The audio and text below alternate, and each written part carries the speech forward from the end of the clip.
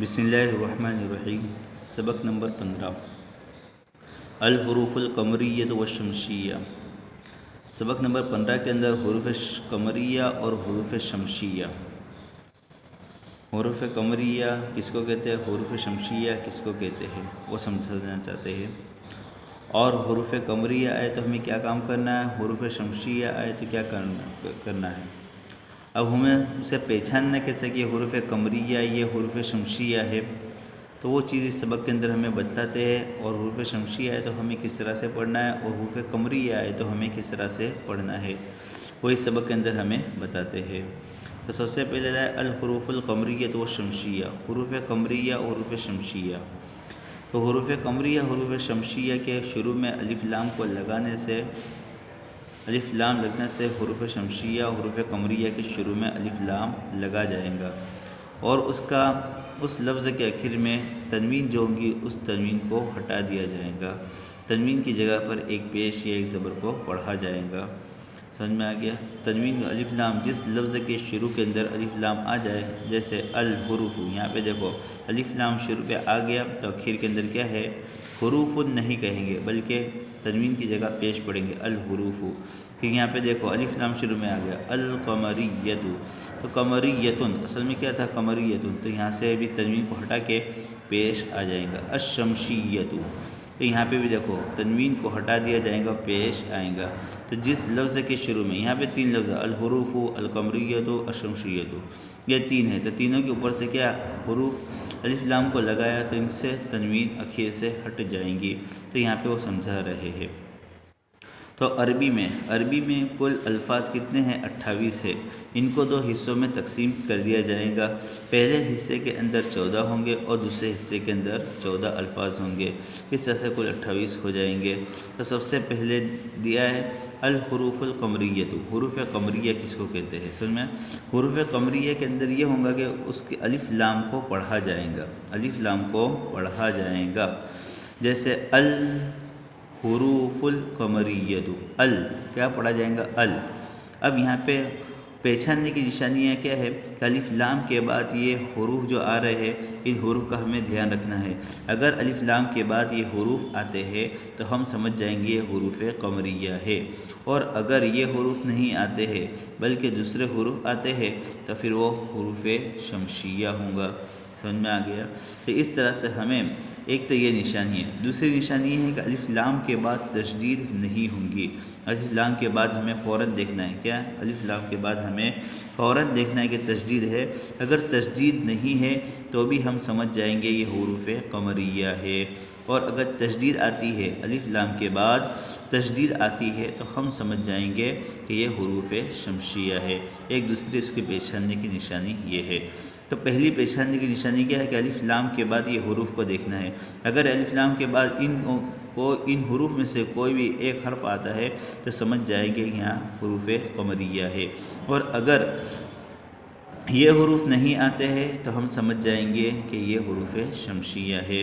اب یہاں پہ ہمیں دوسری نشانی اور یاد رکھنی ہے، اگر یہ نشانی نہیں یاد رکھ سکتے تو دوسری نشانی یہ ہے کہ الف لام کے بعد تشدید نہ ہو، الف لام کے بعد تشدید نہ ہو، اگر تشدید ہے تو حروف شمسیہ ہوگا، اور اگر تشدید نہیں ہے تو پھر حروف قمریہ ہوگا۔ تو یہاں پہ حروف قمریہ کتنے ہیں تو وہ بتاتے ہیں، ابھی اوپر کیا دیا، حروف قمریہ 14 ہے اور حروف شمسیہ دونوں 14 ہے، تو ان حروف کو ہمیں پہلے یاد رکھ لینا ہے۔ حروف قمریہ 14 الف با جیم حا خا عین غین فا قاف کاف میم واو ہا یا، یہ حروف قمریہ ہوئے۔ یہ ٹوٹل حروف کتنے ہوئے، 14 قمریہ ہے۔ اب اس کے بعد میں حروف شمسیہ، یہ حروف شمسیہ بھی 14 ہے، تا ثا دال ذال را زا سین شین صاد ضاد طا ظا لام نون، یہ ٹوٹل حروف کتنے ہوئے، 14 ہوئے۔ حروف شمسیہ بھی 14 ہے، حروف قمریہ بھی 14 ہے، یہ دونوں حروف کو ہمیں زبانی یاد کرنا ہے اور اسے دھیان میں رکھنا ہے۔ اب اس کے بعد بتاتے ہیں کہ નીચે શબ્દોને વાંચી તેનું માધ્યમની ભાષામાં लियंत करो। तो हमें यहाँ पे उसका तर्जुमा लिखना है। जितने अरबी के अंदर अलिफ लाम से आ रहे हैं, प्रैक्टिस के तौर पे बता रहे हैं कि हुरूफ कमरिया। अब हुरूफ कमरिया 14 है। इन 14 हुरूफ से क्या क्या अल्फाज बनते हैं, क्या क्या जुमले बनते हैं, वो बनाते हैं। और जुमले बनाने के बाद उसकी मीनिंग हमें, उसका तर्जुमा हमें लिखना भी है और याद भी करना है। और कैसे आता है, देखो अलिफ लाम के बाद देखो तशदीद नहीं आ रही है, कहीं पे भी कोई भी जुमले के अंदर तशदीद नहीं आ रही, तो हम ये समझ जाएंगे कि क्या है, हुरूफ कमरिया है। और अगर तशदीद आती है तो समझ जाएंगे कि हुरूफ शमसिया है।